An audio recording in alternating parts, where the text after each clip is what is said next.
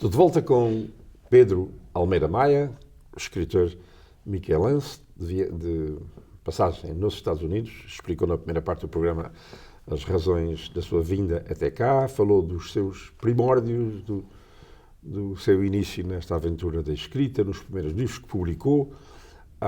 E agora vamos entrar creio que foi o que teve mais sucesso até depois desses três.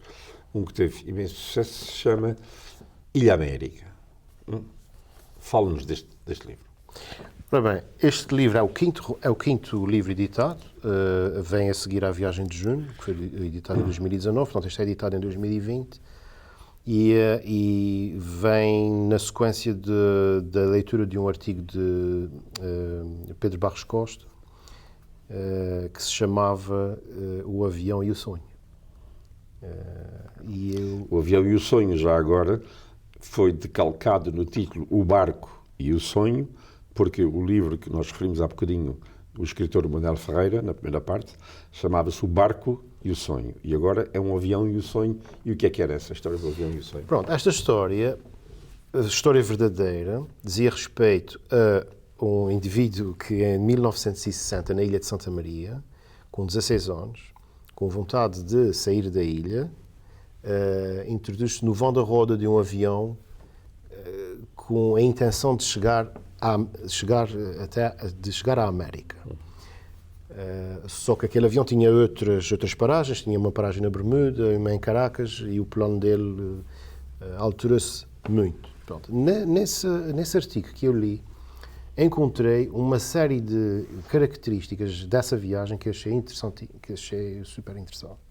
E comecei a investigar, comecei a ler, comecei à procura de mais informação. Encontrei entrevistas, encontrei documentos na internet, portanto, imagens, encontrei uma entrevista dada à RTP Source em 1986, encontrei um artigo que o João Francisco Rezendes do Portuguese Times depois me enviou, que tinha também uma entrevista dada a esse jornal, e comecei a fazer telefonemas, a enviar e-mails, a tentar localizar esta pessoa. A pessoa vive aqui perto. A pessoa vive aqui perto, supostamente, mas acho que nunca manifestou interesse em... Se calhar está a ouvir-nos. Não sei. Se calhar está a ver-nos. Se estiver, vai reparar que... Nós sabemos que ela vive aí em Fall River, e, portanto, que está viva, mas não... Não sabemos, eu não tenho essa certeza. Eu não tenho essa certeza. Há pessoas que me dizem uma coisa, outros dizem outra. Eu deixei de procurar. Portanto, procurei durante bastante tempo, falei ao telefone com o irmão dele, fiz vários telefonemas para números de telefone que me indicaram, mas nunca consegui chegar até à pessoa. Eu tenho um enorme respeito, tenho feito de tudo até, digamos, alterar o nome da personagem, para respeitar esse silêncio. Mas é uma coisa de facto estranha e curiosa, porque é uma aventura, não é uma coisa, é maluca, mas é extraordinária, absolutamente, é extraordinário. E, portanto, este senhor devia... Pronto, sabe, foi uma aventura de infância, de adolescência, uma coisa de adolescência. Não se devia envergonhar, pelo contrário, devia mas tomar isso eu tento não julgar, eu tenho aprendido a não julgar nada nem ninguém. Eu estou a julgar, mas de modo altamente positivo, vou dizer. Pode ter N motivos que nos podem escapar. É uma coisa completamente extraordinária. Tanto é que deu várias entrevistas durante a maior parte da sua vida sobre esse tema, se calhar está cansado sobre esse tema, e eu vou respeitar isso, mas achei que a história merecia ser contada de uma maneira diferente, num romance. E pega na história inicial, mas depois transforma. Pronto, reúno um conjunto de factos, datas e elementos que não se podem negar e coloco numa linha temporal, organizo essa informação e começo a narrar a história como se fosse uma história de ficção. Porquê? Porque nas partes em que eu não consegui obter informação, eu tento preencher com aquilo que possa ser credível, mas que, de certa forma, embeleza a história para quem está a ler, mas que não seja muito diferente... Que não altere demasiado o fio da história. Exato. E foi o que eu fiz. E estive nas tentativas de contacto até praticamente ao final da escrita do livro, com imensa correspondência aqui com muitas pessoas aqui dos Estados Unidos, inclusive consigo. Decidi que estava no momento de colocar a história cá fora quando recebo uma mensagem a dizer que esta pessoa já tinha falecido. Disseram que essa pessoa já tinha falecido, não valia a pena continuar a procurar, e então eu avancei com a publicação e pronto, o livro já tinha sofrido 2 ou 3 revisões quase finais, e então avançou-se com a sua publicação. Felizmente obteve um hack interessantíssimo na crítica. Fizemos uma apresentação remota. Eu penso que foi a primeira vez que eu tive um evento com convidados à distância. Fizemos a apresentação na Biblioteca de Ponta Delgada, sim, com os lugares contados, as pessoas com máscaras, com 2 lugares de distanciamento, aquela história toda que ninguém quer repetir, e com intervenções por videochamada. E pronto, e depois não consegui fazer sequer o lançamento em Santa Maria, que era onde devia ter feito pela primeira vez, nem aqui. Ainda nunca foi lá? Não, entretanto já fui a Santa Maria fazer, sim, a apresentação. Íamos fazer no mesmo ano, em 2020, sim, no fim do ano, sim, sim, mas entretanto meteram-se outros tempos de restrição e não fomos. Pronto, eu fui a Santa Maria um ano depois de fazer a apresentação deste livro e ainda não tinha cá vindo fazer a apresentação. Portanto, acaba por ser esse misto. Havia alguém que se lembrava dessa história? Muitas pessoas. Imensas pessoas sabiam da história, mas não sabiam certos pormenores. No entanto, achei muito curioso a quantidade de pessoas que me abordaram que não conheciam a história. Portanto, eu diria que eu pensava que mais pessoas soubessem da história, desta história específica, mas sabiam de histórias semelhantes. Nós bem sabemos que houve tentativas de fazer a mesma coisa, não só em Santa Maria, mas também na Terceira, e misturava-se um pouco. Eu conheço uma história de alguém que fez isso, mas depois vamos ver alguém que saiu da Terceira e não de Santa Maria, e assim sucessivamente. Portanto, a história, especificamente falando, com todos estes detalhes, eu penso que não havia... Às vezes é a mesma história, mas depois quem contou mudou que é para aqui e para lá e nunca se sabe bem. Mas o livro teve um êxito enorme e como é que você se sentiu? Conta alguns exemplos de reações de pessoas que falaram consigo, o que é que lhe disseram, como é que foi? À vontade. Sem se preocupar com a modéstia. Olha, tive situações que vão desde a sensação de aflição que sentiram ao se aperceberem nas condições em que este viajante voou, principalmente aquelas questões de quando a roda sobe e o indivíduo está ali, sim, imóvel com a possibilidade de ser espremido, com a possibilidade de ser esmagado, sim. E poder morrer ali e nos momentos em que ele fica com pouco ar e tudo mais. Então, as pessoas a relatarem-me sensações de sufoco, a sentirem-se no lugar dele, e dizem, não faça mais isso, que dá-me cabo do coração.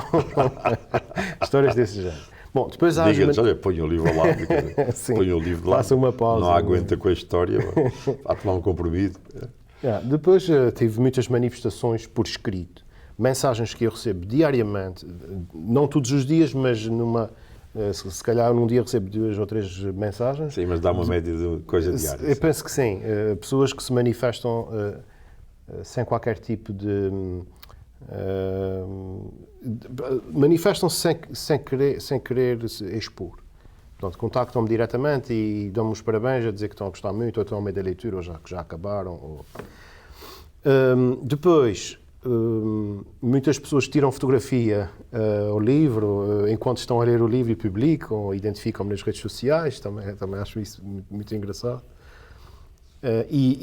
Pronto, acima de tudo, a crítica literária... Recebi bastante. Recebi muito boa crítica. Que às vezes um livro tem muitos leitores, mas a crítica literária não responde. E às vezes a crítica literária responde, mas o público não agarra. E neste caso foram as duas coisas. Você teve imediatamente uma reação muito favorável do público e também uma reação muito favorável da crítica literária. E é simultâneo. E é meios de comunicação não só regionais, mas também nacionais, internacionais. Sim. Portanto, disso não posso queixar. Falta de atenção nesses últimos 2 romances, não posso queixar. Mas este ainda foi publicado nos Açores. Este foi publicado com Letras Lavadas. Letras Lavadas. E os outros foram? Portanto, os anteriores a esse foram também publicados com Letras Lavadas. Portanto, tem uma relação com Letras Lavadas de 10 anos. A Letras Lavadas é uma editora de São Miguel que já tem à sua conta mais de 2.000 livros publicados. Não passa pela cabeça a ninguém imaginar que numa ilha possa haver uma editora que já publicou mais de 2.000 livros. É espantoso. E são livros de grande qualidade que podiam ser publicados em qualquer parte. Sim, sim. Portanto, o livro continua a sair, porque já vai na 3ª edição. Esta é a 3ª edição, tem uma capa nova, uma capa renovada, não é? Com um visual também escolhido pela editora. A capa de 1ª e 2ª edição é da autoria do meu irmão, Miguel Maia, que é designer, e até esse livro tinha sido ele o autor de praticamente as capas todas. O Jaime Serra é o designer, é o autor desta nova versão. Também foi o autor da capa da Viagem de Junho, também um grande profissional. Mas está, por acaso, muito boa. Está muito bem conseguida. Portanto, como livro-objeto, Letras Lavadas tem uma qualidade inegável, são premiados a nível nacional. Extraordinário. É uma grande editora. E o trabalho do Sr. Ernesto e dos filhos é de sinal de ser. Ernesto Rezendes, de Santa Maria. De Santa Maria, curiosamente. E portanto, mas falando de crítica, falando de público, quer dizer, você já publicou outros depois disso, mas este ainda continua está a ser traduzido, não é? Continua a ser badalado, se podemos usar essa palavra, e está a ser traduzido por Scott Edward Anderson. Que já esteve aqui também no programa. O Scott é um daqueles luso-americanos que descobriu que era luso-americano ou luso-açoriano tarde na vida, e o Scott apaixonou-se pelos Açores e lá está neste momento, hoje, agora está lá. E ele é que se ofereceu para traduzir, foi? Ele leu? Sim, ele leu e contactou-me, disse que adoraria traduzir este livro para inglês. E eu fiquei muito feliz com isso, muito contente com a possibilidade de ver um dos meus livros traduzidos. Já tinha tentado fazê-lo no passado e decidi não procurar. Decidi deixar de procurar isso de uma forma muito insistente. E o que é certo é que acabou por acontecer de uma forma muito natural. E com um escritor americano, que não é nada normal, conseguir-se um escritor, bom, não é um escritor assim muito conhecido, mas um escritor que escreve inglês magnificamente e, portanto, tem a garantia de uma boa tradução, porque não há muita gente que escreve bem em inglês e que sabe português para traduzir. Por isso, a nossa... E não é só isso, nós estamos numa fase interessante, eu e o Scott. O Scott está a descobrir os Açores, continua a descobrir os Açores como o seu passado. E eu tenho essa ligação com a América e a própria história do Ilha América é essa indecisão quanto se a gente continua na ilha ou se sai da ilha. Porque eu saí da ilha para estudar, fui para Coimbra, estive em Barcelona, trabalhei na Irlanda e regressei, por questões emotivas, questões familiares e tudo mais. Mas tenho sempre a dúvida se não deveria ter um pé noutro sítio. Um pé fora da ilha. Calhar a minha profissão também é uma profissão que em Portugal não é assim tão vista como essencial. E noutros países assim o é.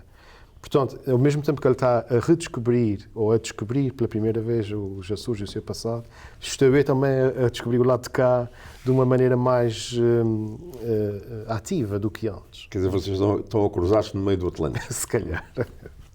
Se calhar é isso. E a tradução quando é que fica pronta? Bom, não sei, não coloquei prazos, pergunta, nem o Scott me adiantou prazos. Está a ser feita, ele está a terminar um projeto e assim que terminar... Mas, entretanto, este já vai na 3ª edição, fala-se na 4ª, como é que é? A 3ª edição é recente, tem pouco tempo, poucas semanas. Penso que ainda é cedo para falar numa 4ª edição, mas oxalá. E têm chegado lá certamente pedidos aqui da América, não? Sim, muitas pessoas pedem, mas queixam-se da questão dos transportes. Nós já sabemos bem, nós lidamos com isso. Não há solução para isso, não. Não há sítio aqui onde se possa pôr à venda, mas é uma coisa, eu ouvi dizer que a Casa dos Açores de Fall River está disposta a tomar nota das pessoas que estão interessadas nos seus livros, tomar nota e que você vai arranjar maneira de colocar lá alguns livros. Quer dizer que se alguém entrar em contato com a Casa dos Açores em Fall River, não já, mas daqui a um mês ou dois, é possível que eles já tenham alguns livros, é? Sim, a ideia e a disponibilidade por parte do Sr. Francisco Vives foi de disponibilizar a quem estivesse interessado um local onde pudessem encontrar os livros, onde pudessem pelo menos recolhê-los. Então, para enviar um livro isolado, os custos se calhar não compensam, para enviar 3 ou 4 se calhar já justifica. Ficam lá em depósito. E se calhar faz-se cá chegar uma encomenda maior. Penso que isso foi falado com Letras Lavadas. Se calhar a Casa dos Açores devia fazer esse acordo com Letras Lavadas também para outros livros. Não sei, não sei. Mas isso é um belíssimo serviço que a Casa dos Açores de Fall River faz à cultura açoriana, neste caso às Letras dos Açores. Nós estamos a chegar ao fim, eu estou a terminar esta conversa. Vamos continuá-la no próximo programa com o escritor açoriano de São Miguel, Pedro Almeida Maia. Nós falamos do seu penúltimo livro, E a América, e no próximo programa vamos falar de mais um, que é o mais recente, que teve um êxito ainda maior. Obrigado, Pedro, obrigado por terem estado connosco e até daqui a 2 semanas.